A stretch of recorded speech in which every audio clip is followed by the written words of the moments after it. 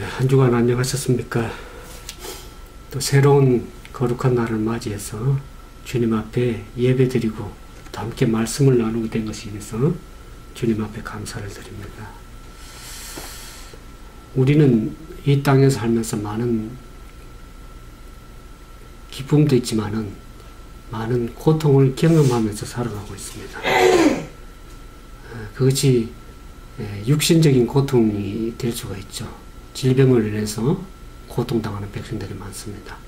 또한 경제가 어려워서 경제적인 고통이 있겠죠. 또 정신적인 고통도 있고, 특별히 또 마지막 때는 불법이 성행함으로 사랑이 많이 식어지기 때문에 많은 고통들이 오게 됩니다. 특별히 디모데후서 3장에 보면 이런 말씀이 있죠. 말세에 고통하는 때가 이르겠다 그랬습니다. There will be terrible time in the last of day. 마지막 때에 고통하는 때가 있겠다 그랬습니다. 고통은 어느 시대마다 있었지만은 특히 마지막 때는 여러 가지 고통들이 참으로 많은 시대에 살고 있습니다. 그 많은 고통에 여기 보면 내가 이것을 알라 말세에 고통하는 때가 이르리니 사람들은 자기를 사랑하며 돈을 사랑하며 자긍하며 교만하며 해방하며 부모를 거역하며 감사치 아니하고 거룩하지 아니하며 무정하며 원통함을 풀지 아니하며 참사하며 절제하지 못하며 사나우며 선한 것을 좋아하지 아니하며 배반하며 팔며 조급하며 자고하며 쾌락 사랑하기를 하나님 사랑하는 것을 더하며 경건의 모양은 있으나 경건의 능력을 부인하는 자니 이 같은 자들에게서 내가 돌아서라 그렇게 말씀하셨습니다. 피령코 이 같은 상태는 어디에서 옵니까? 사람들의 마음에서 옵니다. 저도 많은 직장생활을 하면서 많은 고통 가운데 여러 가지 고통을 아까 말씀드렸지만 가장 힘든 고통은 사람에게 오는 고통입니다. 사람과의 관계를 인간은 떠날 수 없기 때문에 그 사람에게서 오는 관계에서 오는 고통들은 참으로 힘들 때가 많습니다. 그래서 사람들의 마음이 왜 고통에 이런 고통들을 말씀드린 것은 그 고통이 하나님의 말씀으로 순종해서 살지 않기 때문에 하나님의 말씀대로 살지 않기 때문에 이르러오는 고통입니다. 하나님 말씀대로 살지 않는다. 그것은 불순종인데 불순종은 결국 뭡니까? 그것은 죄라고 할 수 있겠습니다. 오늘 세상적으로 많이 불법이 성행해서 고통당하는데 불법은 성경에는 죄라고 그랬습니다. 결국 하나님의 말씀대로 살지 않음으로 인해서 세상과 교회는 고통을 당하게 되어 있습니다. 그건 가정도 예라고 할 수 없겠죠.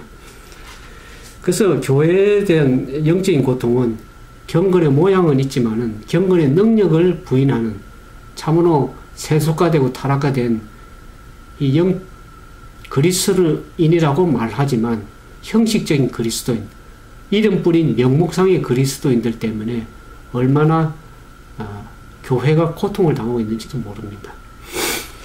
그래서 여기 보면 오늘 왜 이 말씀을 드리냐 그러면 오늘 제 문제에 대해서 말씀을 드리기 때문에 저도 이 말씀을 죄로 인한 고통에 대해서 좀 말씀을 드립니다. 여호수아, 오늘은 여호수아 7장에 대해서 말씀을 드리는데 하나님께서 여호수아 7장에 보면 1절에 이와 같은 말씀이 있습니다. 이스라엘 자손들이 바친 물건을 인해서 범죄하였으니 이는 유다 지파의 세라의 정손 삽디의 손자 갈미의 아들 아간이 바친 물건을 취하였습니다. 여호와께서 이스라엘 자손들에게 진노하시니라. 우리 지난주에 말씀드린 것처럼 이스라엘 백성들이 여리고성을 하나님의 능력으로 기적으로 여리고성을 무너뜨리고 결국에 다음 성의 공격인 아이성을 공격하게 되는데 그 아이성 전투에서 패배하게 됩니다. 그 패배의 원인을 하나님께서 이스라엘 자손들이 바친 물건에 인해서 범죄했다. 그래서 하나님께서 진노하셨다. 그렇게 1절에 기록되어 있습니다. 근데 왜 하나님께서 이스라엘의 범죄를 한 사람 아간이 범죄한 것을 왜 이스라엘 전체가 범죄했다고 그렇게 말씀하시는가? 7장 11절에 보면 이스라엘이 범죄하여 내가 그들에게 명한 나의 언약을 어겼나니 곧 그들이 바친 물건을 취하고도 도적하고 사기하여 자기 기구 가운데 두었느니라. 하나님께서는 한 사람이 범죄했지만 연대적인 공동 책임을 지고 있습니다. 여러분들이 장로교에 속하든지 감리교에 속하든지 제7야지 예수재림교에 속하든지 개혁운동교에 속하든지 어디에 속하든지 간에 하나님께서는 그 한 사람이 그 속한 공동체의 범죄함으로 인해서 모든 사람들이 고통을 당하게 됐습니다. 최근에 신문지상에 불교인이 개인 돈을 착복하고 또 도박하고 낭비하는 것을 볼 때 불교 전체가 욕을 먹게 되어 있습니다. 연대 공동 책임이죠.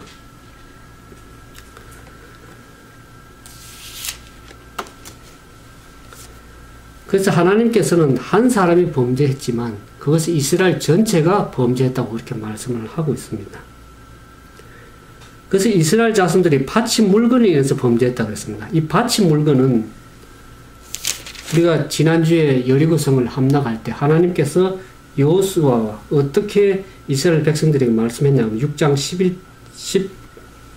18절에 보면 너희는 바칠 물건을 스스로 삼가라. 그러나 너희가 그것을 바친 후에 그 바친 어느 것이든지 취하면 이스라엘 진으로 바침에 대해 화를 당할까 두려워하노라.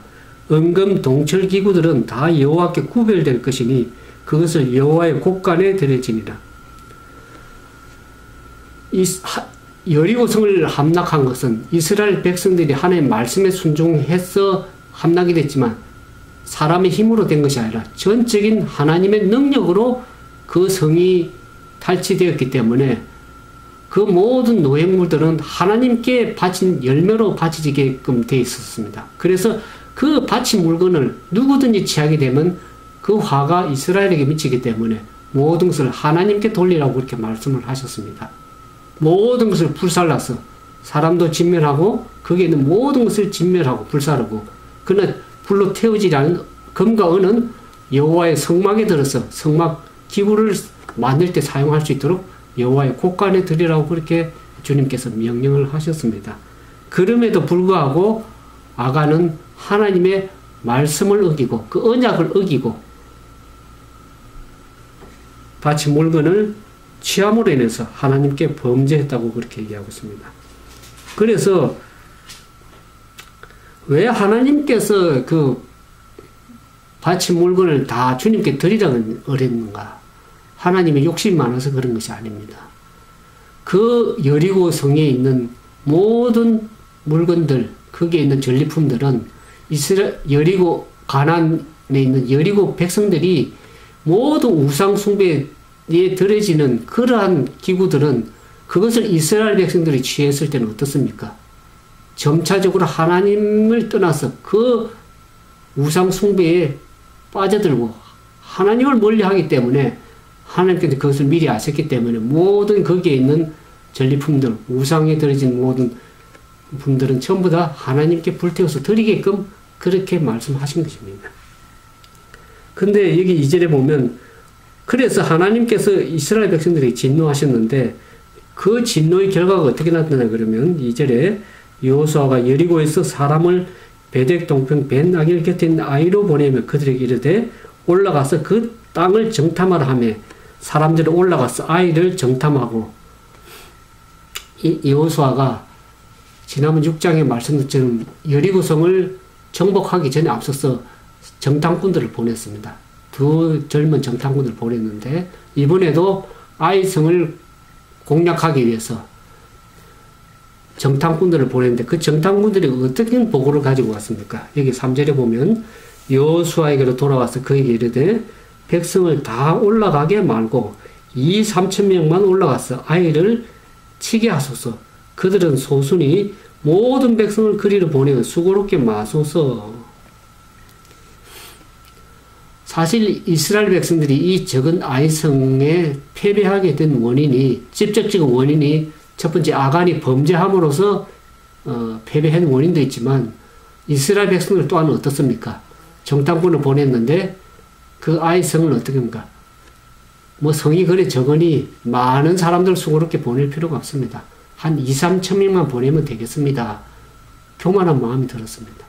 이스라엘 백성들이 여리고 성을 무너뜨리고 함락함으로 인해서 그들의 마음속에 자만심이 들은 겁니다. 사실 우리가 여호수아 8장에 보면 왜 2, 3천 명만을 그렇게 올라가게끔 한 그 연유가 있습니다. 여호수아 8장 25절에 보면 그날의 아이 사람의 전부가 죽었으니 남녀가 1만 2천이라고 했습니다. 아이성 주민이 1만 2천 명이었는데 그 중에 남자만 6천 명입니다. 거기서 노인과 빼고 여자만 빼면 아이들 빼면은 한 2천 명 정도밖에 전투에 싸울 수 있는 인원밖에 안 됩니다. 그러니 정탐꾼들이 한 2, 3천 명만 보내서 싸우더라도 충분하게 아이성을 점령할 수 있습니다. 그렇게 판단을 한 거죠. 인간적인 판단으로. 그러니까 숫자적인 판단을 보면 그렇게 가능하겠지만 가나안 정복의 싸움은 승리는 어디에 있습니까? 사람의 힘이 있지 않고 사람의 지혜에 있지 않고 능력이 있지 않고 어떻습니까? 전적인 하나님의 능력으로 하나님께서 가나안을 정복할 수 있다는 그러한 싸움인 것을 이스라엘 백성들이 잊어버린 겁니다. 그래서 이스라엘 백성들이 교만해서 그들이 소수니 모든 백성은 그리 보내지 말고 수고롭게 하지 말고 한 2, 3천 명만 보내도 가능합니다. 그렇게 보고를 했습니다. 그래서 여호수아가 백성 중에 3천 명쯤 거리로 올라갔다가 아이 사람들 앞에서 도망하니 아이 사람이 그들의 36인중 죽이고 성문 앞에서부터 스발림까지 쫓아가서 내려가는 비탈에서 쳤으므로 백성의 마음이 녹아 물같이 된지라 그랬습니다. 3천 명이 올라가는데 그 적은 성에 패배하고 쫓겨서 비탈 내려가서 36인이 이스라엘 백성들이 군사가 죽게 됐습니다. 36인이 죽었다는 것은 뭐 전투에서는 크게 많이 죽은 사람은 아니지만 왜 이스라엘 백성들의 마음이 녹아서 물같이 됐습니까? 여리고 성을 그 견고하고 강한 성을 무너뜨린 그 이스라엘 백성이 자만했을 뿐만 아니라 여호수아도 어떻습니까? 하나님 앞에 하나님께 어떤 정보도 없습니까? 정보도 없이 보이는 그 상황에서 내가 너 성을 너에게 붙였느니라 그런 말도 없어요. 그럼에도 불구하고 하나님께 지도자 된 여호수아는 하나님께 물어보지도 않았습니다. 하나님께 여쭈고 말씀으로 기도로 우리가 올라가서 승리할 수 있을 것인지 또 우리가 어떻게 하나님 지시를 받아서 전투에 임할 것인지를 전혀 묻지도 않은 상황에서 교만한 가운데 전투에 임했을 때 그 전투를 패배할 수밖에 없었습니다. 그 백성들의 마음이 가게는 가나안 우리가 지난번 5장 1절에 보는 것처럼 하나님께서 홍해 바다를 건너시고 요단강을 기적으로 건너게 한 그 말을 들었을 때 아모리 사람과 이스라엘 백성 가나안 사람들이 이스라엘 백성의 연고로 인해서 마음이 녹았고 정신이 혼미해진 그 가나안들이 이제는 어떻습니까? 그 마음이 이스라엘 백성들의 마음이 물이 녹은 것처럼 그렇게 녹아지게 됐었습니다. 왜 그런 연유가 됐을까? 지금 이와 같은 작은 성을 싸움에도 불구하고 그들이 패배해서 36인이 죽었는데 이제 앞으로 싸워야 될 싸움은 엄청난 싸움들이 더 많은데 가나안을 정복하기 위해서는 그 견고한 성, 강한 백성들을 싸워 나가기에는 더 많은 싸움인데 이 적은 싸움에 싸웠을 짐으로 인해서 저들의 마음이 참으로 물같이 녹을 수밖에 없는 그런 상황이 됐습니다. 그래서 여기 6장에 보면 여호수아가 비탄과 참 절망 가운데 빠질 수 없었습니다. 백성들의 마음이 그와 같을 때 여호수아가 6절에 여호수아가 옷을 찢고 이스라엘 장로들과 함께 여호와의 궤 앞에 땅에 엎드려 머리에 티끌을 무릅쓰고 저물도록 있다가 해가 저물 때까지 옷을 찢고 머리에 티끌을 무릅쓰고 있다는 것은 그 마음이 얼마나 비통하고 절망감에 쌓인 그 모습들을 보여주는 것이죠. 그러면서 이와 절망감에 쌓인 여호수아가 이렇게 얘기합니다. 기도하는 가운데 여호수아가 가로되 슬프도소이다. 주 여호와여 어찌하여 이 백성을 인도하여 요단을 건너게 하시고 우리를 아모리 사람의 손에 붙여 멸망시키려 하나이까. 우리가 요단 저편을 족하게 여겨 거하였다면 좋았을 뻔하나이다. 이것은 참으로 지도자로서 해야 되지 않을 그 간단스러운 이 표현을 하나님 하는 겁니다. 하나님께서는 이스라엘 백성들을 요단강을 건널 때 기적적으로 하나님의 능력으로 건너게 하셨습니다. 또 그러고 하나님께서는 여호수아와 이스라엘 백성들에게 너희가 그 가나안 땅을 줄 테니 하나님의 능력으로 가나안 땅을 정복할 수 있다는 것을 여러 번 반복했음에도 불구하고 이 지도자인 여호수아가 그 전투의 짐으로 인해서 마음의 비탄과 절망 가운데 참으로 하나님 앞에 용서받을 수 없는 범죄와 같은 말을, 불신의 말을 하고 있습니다. 어찌하여 이 백성들을 요단을 건너게 해서 아모리 사람에 붙여서 멸망시키려 하며 우리가 요단 저편에 그냥 있었더라면 더 좋을 뻔했는데 왜 이와 같은 어려움을 주십니까? 하면서 하나님께 의심하고 불신하는 그러한 말씀을 기도로서 들었을 때 하나님께서, 자비하신 하나님께서 이 여호수아의 잘못을 진노하시지는 않았습니다. 그러나 하나님께서 그에게 부드럽게 분노하시면서 이렇게 말씀하셨습니다. 10절에 여호와께 여호수아에게 이르시되 일어나라 어찌하여 이렇게 엎드려 있느냐.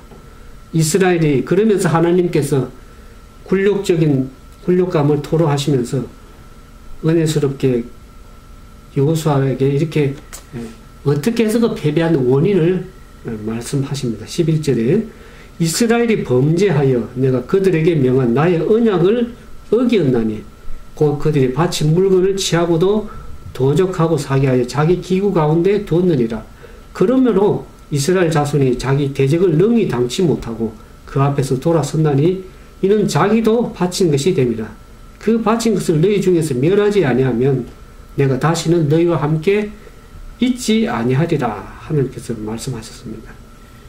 어떻게 해서 너희가 그 적은 아이 성을 공격하고도 피한 그 이유를 하나님께서 말씀하시면서, 그러면서 하나님께서 극단의 조치를 말씀하셨습니다. 13절에 너는 일어나서 백성을 성결케 하여 이르기를 너는 스스로 성결케 하여 내일을 기다리라. 이스라엘의 하나님 여호와의 말씀에 이스라엘아 너희 중에 바친 물건이 있나니 내가 그 바친 물건을 너희 중에 제하기 전에는 너희 대적을 당치 못하리라. 그렇게 하나님께서 경고의 말씀을 주셨습니다. 그래서 하나님께서 그 죄를 어떻게 처리해야 될지를 하나님께서 조치를 이렇게 지시를 하셨습니다. 이스라엘 백성들을 다 모으고 거기에 제비 뽑기를 해서 죄를 가려내는 일을, 그 일을 하셨습니다. 그래서 아침에 너희는 너희 지파대로 가까이 나오라. 여호와께 뽑히는 지파는, 그래서 하나님께서 제비를 뽑아서 이스라엘 백성 가운데 맨 처음에는 지파 가운데서, 그 다음에 족속에게로, 족속에서 그 다음에 가족에게로, 가족 가운데서 또 누가, 이렇게 해서 뽑혀 나온 자는 누굽니까? 아간이 뽑히게 됐죠. 유다 지파가 뽑혔고, 유다 지파에서 그 다음에 세라의 족속 가운데 삽디가 뽑혔고, 삽디 가운데 그 다음에 누구는 갈미가 나오고, 삽디의 손자요 갈미 아들인 아간이 뽑혔습니다. 하나님께서 왜 이렇게 계속 좁혀 나가서 바로 아간이 너가 범죄했느냐 그렇게 말씀하시지 아니하고 왜 이렇게 지파와 그 다음에 족속과 그 다음에 가족 가운데서도 아간을 이렇게 제비를 뽑으면서 하나님께서 죄를 가려냈는가? 그 죄를 가려낼 때 이스라엘 백성들도 겸비하게 그 죄를 함께 고통하고 그것을 하나님께서 온 이스라엘 공동체가 함께 경계할 수 있도록 그렇게 하나님께서 제비를 뽑으신 것을 알 수가 있습니다.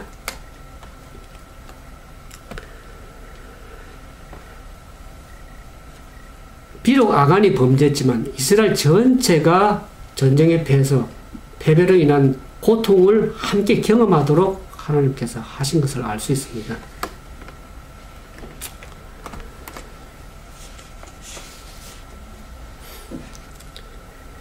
죄는 분명히 발표내야 되고 책망을 받아야 됩니다.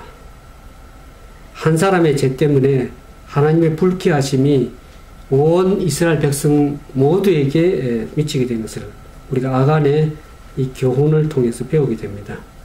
왜 그러냐면 한 사람의 치명적인 문둥병은 감염된 한 사람의 그 죄의 문둥병은 수천 명의 이스라엘 백성들 온 전체에게 퍼질 수 있기 때문에 감염될 수 있기 때문에 하나님께서는 죄를 분명하게 가려내서 책망을 받고 그 죄에 대한 대가를 받을 수 있도록 하나님께서 하셨습니다. 많은 사람들이 이렇게 얘기를 합니다. 특히 책임 있는 지위에 있는 사람들은 맡은 지도자들이 충실하게 그 죄를 찾아내지 아니하면은 그 자기가 맡은 그 직책에 대해서 거짓되게 행하는 것입니다. 지도자일수록 분명하게 그 죄를 가려내야 되고 지도자 자신도 죄도 하나님께 회개해야 되겠지만 백성들 가운데 죄가 있을 때 분명하게 그 죄를 가려내지 아니하면 자기가 맡은 지도자의 책임을 다하지 않은 것입니다. 또 오늘 많은 사람들이 생각하기를 그 지위나 인기에 손상이 있을까 싶어서 죄를 죄라고 감히 말을 하지가 못합니다. 또 어떤 사람들은 죄를 책망하는 것은 참으로 무자비한 짓이라고 그렇게 생각을 합니다. 그러나 하나님의 종은 자신의 생각과 하나님께서 요구하시는 그 죄에 대한 책망의 정신을 뒤섞어서는 안 됩니다. 하나님의 말씀을 두려움이나 편의 정신 없이 바르게 엄숙하게 해야 될 의무가 있습니다.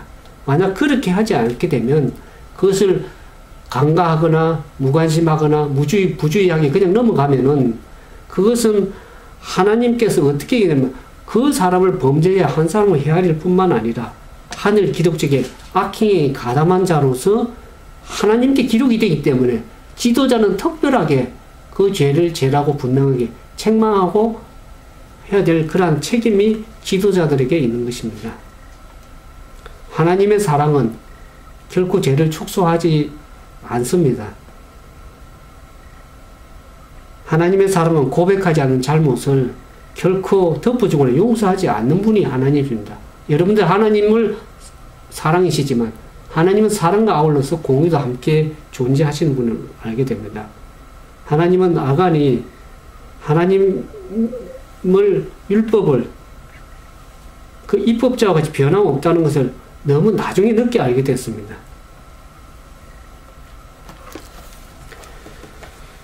아간을 파멸시킨 그 죄는 많은 죄 중에서 흔하게 경하게 여겨지는 탐욕입니다. 탐심입니다.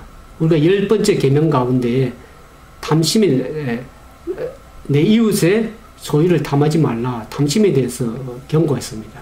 내 이웃의 아내나 여종이나 남종이나 거기에 거하는 낙이나 소나 이런 모든 내 이웃의 소유를 탐하지 말라. 많은 죄들은 드러나지만은 속에 감추진 죄는 드러나지 않기 때문에 그것을 어떻게 처벌할 길이 없습니다. 그러나 그 탐심은 얼마나 흉악하며 죄가 결과가 얼마나 무서운지를 아간의 이 교훈에서 배우게 되는데 왜 그게 그만큼 무섭냐 그러면 탐욕은 점차적으로 발전하는 죄악이기 때문에 그렇습니다. 아간이 품은 물욕은 그것이 습관이 돼서 거의 깨뜨려질 수 없는 족쇄처럼 그를 완전히 사다리 묶어두는 겁니다. 그래서 그 죄로 인해서 그 지각이 마비가 되고 유혹이 닥쳐올 때 십자리 유혹을 빠지고 마는 그와 같습니다. 오늘날 많은 이 마지막 시대에도 엄숙한 하나님의 명복한 경고에도 불구하고 동일한 죄가 오늘날 마지막 시대에도 많이 범해지고 있습니다. 그래서 성경에 보면 골로새서 3장 5절에 보면 탐심은 우상숭배라 그랬습니다. 하나님이 가장 미워하시는 가장 싫어하는 것이 우상숭배입니다. 마태복음 6장 24절에도 보면 너희가 하나님과 재물을 겸하여 섬길 수 없다고 그랬습니다. 누가복음 12장 15절에도 삼가 탐심을 물리치라. 사람의 생명이 그 소유에 넉넉한 데 있지 않다고 그렇게 경고하고 있습니다. 그러면서 에베소서 5장 3절에 보면 탐욕은 너희 중에 그 이름이라도 부르지 말라고 너희 경고를 하고 있습니다. 우리는 성경 가운데 보면은 이 아간의 탐욕뿐만 아니라 유다의 가롯 유다를 예수님을 원 30을 팔았죠. 그 다음에 초대교회 시대의 아나니아 삽비라의 경고를 우리가 보지 않습니까? 사실 아나니아 삽비라의 경우를 보면 그들이 물건을 팔고 일부를 감췄지만 오늘날 시대 보면 아마 칭찬을 받을지도 모르겠어요. 재산들을 하나님께 교회에 들였으니까 그것은 참으로 칭찬받을 만하다. 그러나 하나님께서는 엄밀한 것까지도 다 보시고 아시는 분이기 때문에 그 죄로 인해서 아나니아 삽비라가 죽음을 당하고 경고를 받는 그 상을 우리는 보지 않습니까?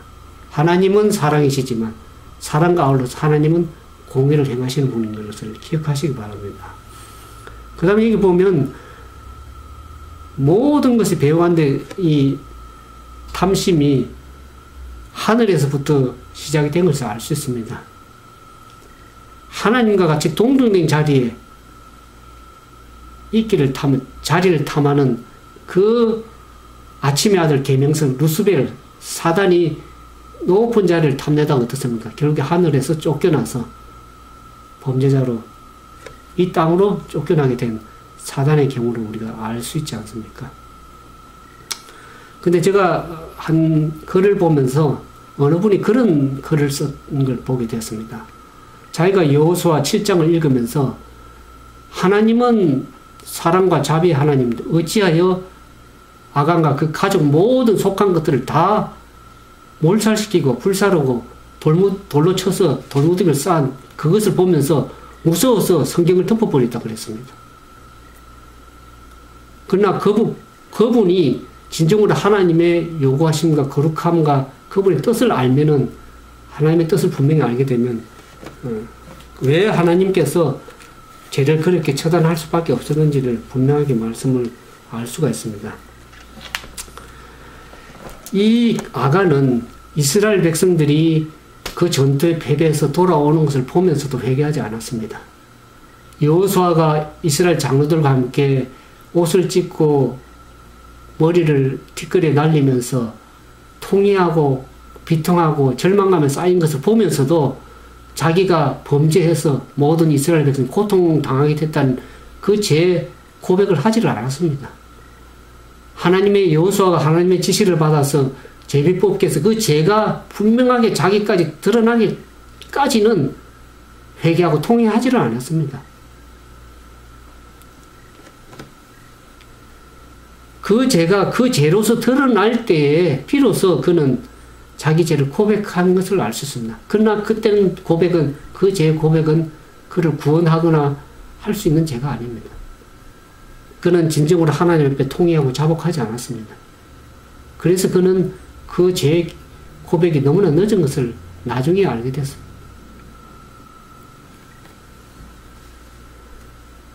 아간은 더 이상 그 죄를 감출 수 없게 되었을 때에 그 사실을 그냥 시인하고 고백했을 뿐입니다. 마지막 때도 하나님께서는 죄인들을 생사간의 운명이 결정될 때 하나님의 심판대 앞에 분명하게 죄를 자복할 때가 올 겁니다. 그때는 늦을 겁니다. 우리가 이 땅에서 은혜 기간에 살 동안에 우리 하나님 앞에 말씀대로 살지 않는 불순종의 모든 죄를 하나님 앞에 고백하셔야 됩니다. 통회하는 그 마음을 하나님께서 상한 마음을 하나님께서 원하시는 겁니다. 저희가 결과가 어찌할 수 없어가지고 죄를 시인하게 될 적에는 그 선고에 대한 무수한 느낌이나 형벌에 대한 두려움 때문에 어쩔 수 없이 그렇게 하는 그 자백은 올바른 자백이 아닙니다. 그 자복은 죄인을 구원할 수 없는 자백입니다.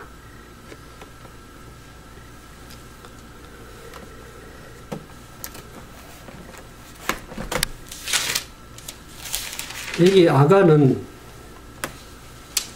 아간이라는 이 사건이 너무나 중요해서 여호수아서 말고도 이스라엘의 역사서라고 할 수 있는 역대기서에도 기록이 되어 있습니다. 역대상 2장 7절을 보겠습니다. 역대상 2장 7절. 역대상 2장 7절에 이렇게 기록하고 있습니다. 가르미의 아들은 아갈이니 저는 마땅히 멸할 물건들로 인하여 이스라엘을 괴롭게 한 자며 그랬습니다. 여기는 아간이라고 그러지 않고 아갈이라고 그랬습니다. 같은 의미인데, 같은 이름인데, 아간은 뜻은 고통이라는 뜻입니다. 근데 아갈은 괴롭히다. 똑같은 의미인데, 여기는 아갈이라고 표현을 했고요. 근데 이 아갈은 저는 마땅히 멸할 물건을 인해서 이스라엘을 괴롭게 한 자라 그랬습니다. 이 아갈, 고통, 괴롭히는 자가 결국 이스라엘을 고통스럽게 하는, 이스라엘의 고통이 되었다는 그런 뜻입니다. 근데 이 아간이나 아갈이 그 다음 우리 여호수아 7장에 보면 아골 골짜기, 아골이라는 이름으로 다시 나옵니다. 우리가 여호수아 7장에 보면 그 아간과 아갈의 모든 가족과, 여기 보면 24절에 여호수아가 이스라엘 모든 사람으로 더불어 세라의 아들 아간을 잡고 그 은과 외투와 금덩어리와 그 아들들과 딸들과 소들과 나귀들과 양들과 장막과 그에게 속한 모든 것을 이끌고 아골 골짜기로 가서 여호수아가 가르되 내가 어찌하여 우리를 괴롭게 하였느냐 여호와께서 오늘날 너를 괴롭게 하시리라 하니 온 이스라엘이 그를 돌로 치고 그것들로 돌로 치고 불사르고 그 위에 돌 무더기를 크게 쌓았더니 오늘날까지 있더라. 여호와께서 그 극렬한 분노를 그치시니 그러므로 그곳 이름을 오늘날까지 아골 골짜기라. 아골 골짜기라는 것은 고통의 골짜기, 괴로움의 골짜기라고 그렇게 표현을 할 수 있겠습니다. 아간이 그 시날산의 외투를 볼 때 아름답게 보였다 그랬습니다. 시날산에 지가 어떻게 물어보니까 시날산의 노랗한 물건 중에서 시날산의 아름다운 외투 한 벌과 은 200세겔과 50세겔 중에 금덩어리 하나를 보고 탐내어 취했다 그랬습니다. 자기가 늦게 고백을 했습니다. 시날산의 외투가 아름답게 보였다. 탐심을 가지니까 그 다음에 하나님께서 성막에 드리라고 하는 금과 은에까지 욕심이 가게 됐습니다. 탐욕은 발전하는 제약이라고 그랬죠. 그 작은 제약이 더 발전해서 사람을 지각을 혼돈하게 하고 또 하나님께 범죄하게 하게 만들며 그래서 영원한 멸망에까지 밖에 이를 수 없는 그야말로 아골 골짜기에 돌무더기로 쌓여지는 하나의 새로운 무더기가 쌓여서 그런 결과들을 오늘 보게 됩니다. 근데 왜 하나님께서 그에 속한 모든 가족들, 속한 모든 것들을 다 그렇게 불사르고 돌로 쳐서 무덤덩이로 만들게 하셨을까? 아간 한 사람의 범죄인데 그 가족들이 함께 고통을 당하게 되었습니다. 왜냐 그러면 그것으로 인해서 하나님의 진노가 임하지만은 그 가족들이 그 아간의 죄를 동조하거나 공모하거나 그냥 방조했기 때문에 하나님께서는 그 죄를 동일하게 보시는 겁니다. 그 모든 가족들이 그 한 사람으로 인해서 온 이스라엘에서 고통당하고 그 한 사람으로 인해서 모든 가족들이 죽음을 당할 수밖에 없는 그와 같은 교훈을 오늘 이 아골 골짜기에서 배우게 됩니다. 하나님께서는 우리 인류를 사랑하셔서 이 아골 골짜기 소망이 없는 그곳에 하나님의 극렬한 분노를 예수님께서 십자가에 죽으시도록 하셨습니다. 우리의 모든 죄를 위해서 그분께서 모든 죄의 분노를 담당하시고 죄의 저주를 몸소 받으시고 십자가에 죽으셨으므로 그 모든 진노를 십자가에 다 쏟아 부으셨습니다. 그것을 바라볼 때 우리는 하나님의 영원한 사랑에 대해서 우리 자신을 죄를 위해서 주님께서 대신 죽으셨다는 그 십자가의 사랑을 바라보면서 우리는 얼마나 그 크신 은혜에 감사하고 찬양하고 기뻐해야 될 뿐만 아니라 예수님께서는 항상 범죄한 죄인들에게 너 죄를 내가 정죄치 아니하느냐 다시는 가서 죄를 범치 말라 그렇게 말씀을 하신 것을 알 수 있습니다. 우리 하나님께서 우리의 모든 죄를 십자가에 도말하셨지만 우리는 지금 마지막 시대에 죄 도말을 두고 있는 지성소 시대에 우리가 살고 있습니다.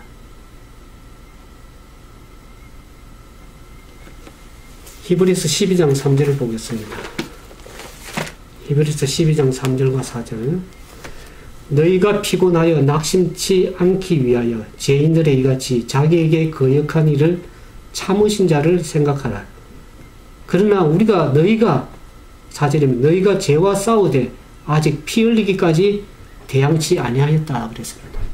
우리는 우리 죄를 위해서 십자가에 죽으신 그분의 우리 죄를 참으신 거기까지 그 하나님과 예수 그리스도의 은혜를 사랑과 감사로 찬양해야 될 뿐만 아니라 우리가 해야 될 일은 너희가 죄와 더불어 피 흘려 싸우지 아니하였다 그랬습니다. 죄와 더불어 우리 자신을 하나님께 쳐서 복종하고 통회하며 자복하며 하나님께 더불어 죄와 싸워서 이기기 위해서 우리가 해야 될 마땅한 일이 있습니다. 마지막 지성소 시대는 죄가 도말되는 지성사는 죄가 없는 곳인데 죄가 어떻게 도말되느냐 그러면 여러분들의 품성이 하나님의 율법과 조화를 이룰 때 죄가 도말된다고 그렇게 말씀하십니다. 이게 가능하겠습니까? 그러나 우리 스스로는 안 되지만 우리가 하나님 앞에 그분의 말씀에 순종해서 죄와 더불어 피 흘려 싸울 때 성령께서 도와주셔서 율법의 요구를 이루어 가시는 분이 우리 하나님이십니다. 우리는 가만히 아무것도 할 일 없고 하나님 알아서 하십시오. 그게 아닙니다. 하나님은 우리 자신의 마음을 너무 있게 하시고 우리의 죄됨을 아시는 분이십니다.